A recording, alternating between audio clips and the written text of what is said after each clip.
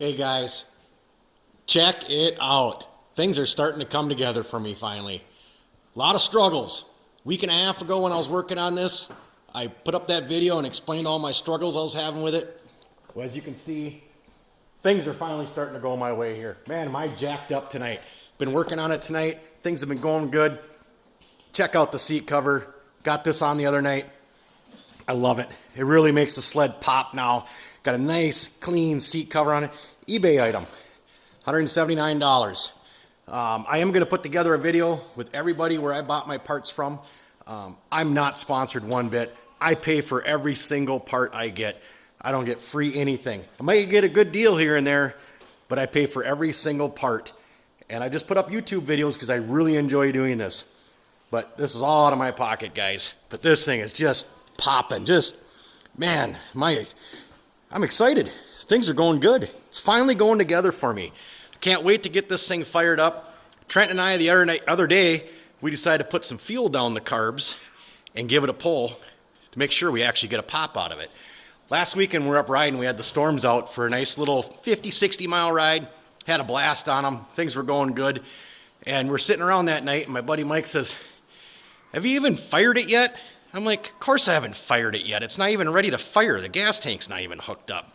He says, "Have you checked spark on it yet?" I said, "No, I haven't even checked spark." He says, "You should see if the motor even runs before you continue any more work on it." I'm like, "Well, I ain't going to give up now. I got way too much effort in this thing. I'm not giving up." So we did.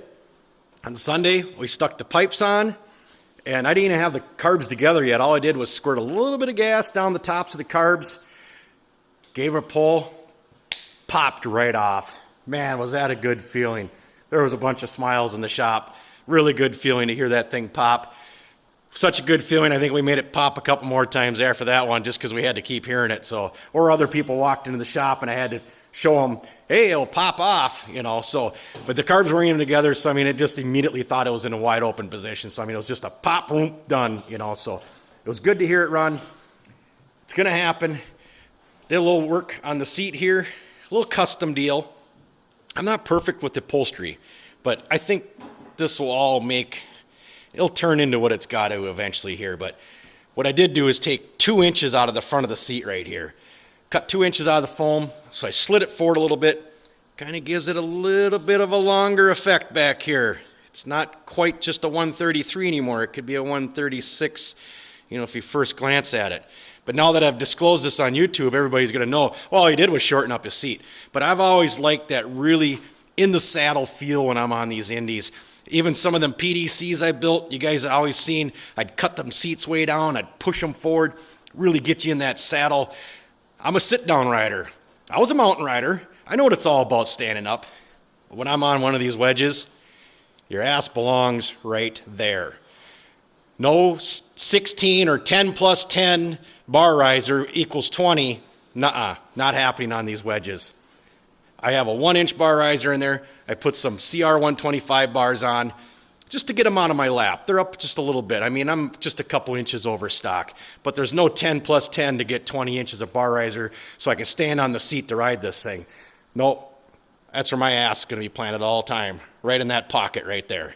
Love it. I love the ride when you're in the saddle like that. I love it.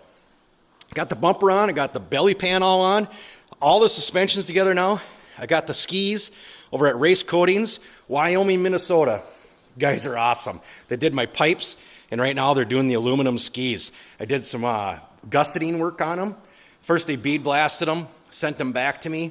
I did some gusset work on them, and now they're over there right now getting shine. They're going to put their silver ceramic on them, like on my pipes. You can see on my pipes right here.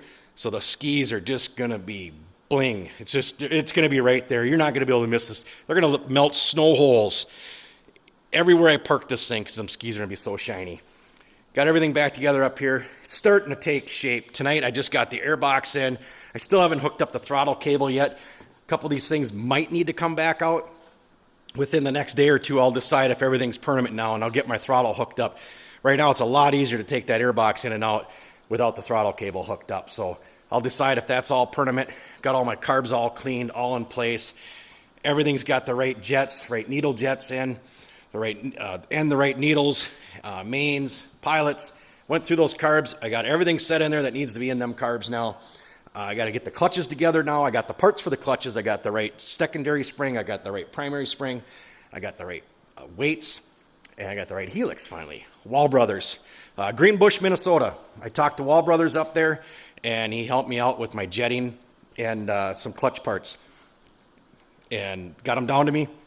Great place to work with. I told him what I had, what I was running, and he thought it was awesome that I'm putting all this effort into a old 650 wedge, and he was very glad to give me some advice on which helix to run, which spring to run, and the jetting and all that stuff. So I got some of my parts from Wall Brothers in Greenbush, Minnesota, and great guys to work with, and quick shipping too. I mean, I had everything.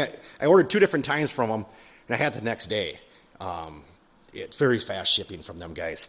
You can see everything's down here together, and I'm jacked. I mean, I'm really jacked, guys. I mean, I think the next video we'll have more of the stuff in there, and I mean, I think we're going to be pulling the frickin' cord on this thing and making some the angels sing. So stay tuned, and we'll keep plugging away on this thing. I only got a couple more weeks to get that thing done. I wanted to have it done before the first of the year so I can get out and do a couple test rides on it before I take it on my annual Big Sandy ride in McGregor, Minnesota. Thanks for watching, guys. Appreciate it. I mean, this thing's just been, the views have been great, and the comments, all the comments from you guys, especially the supportive comments when a week and a half ago when I posted up my video and I was having such issues with trying to find everything on it, and everybody commented, hey, hang in there, I know the troubles, and I've had them, and you'll get through it, and we did. I got through it. Trenton's big helping me on everything too, and it's starting to take shape now. So I've actually set the hood on it a couple times too, and it just looks gorgeous with the hood on it. The hood's all waxed up. I got the nameplate on there. I had Shane Jackson. He's on Facebook. He's out of New York, and he custom made a dash plate for me. It says Bastard on the dash plate. It's awesome. When I get the hood on there, I'll show you guys the dash plate, but it looks just killer. So thanks for watching, everybody. Please enjoy the videos. I'll keep posting them as long as you guys like watching them. Thanks.